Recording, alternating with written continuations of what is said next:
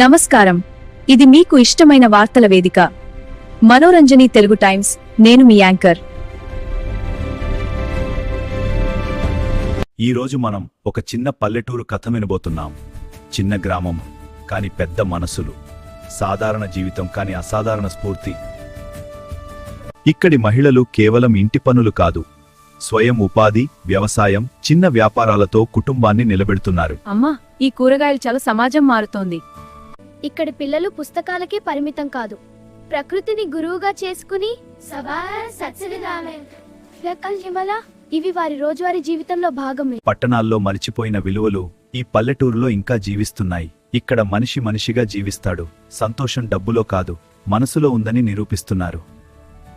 మన జీవితంలో ఎంత బిజీ అయినా పల్లెటూరు మనకు నేర్పే పాఠం ఒక్కటే: సాధారణ జీవితం కూడా అసాధారణంగా మార్చుకోవచ్చు. ఇలాంటి మరిన్ని స్ఫూర్తిదాయక కథలు కలే మానవనవరు టెన్స్ ఛానల్ సబ్స్క్రైబ్ చేయండి, షేర్ చేయండి, కామెంట్ చేయండి. నేను మీ యాంకర్. నమస్కారం.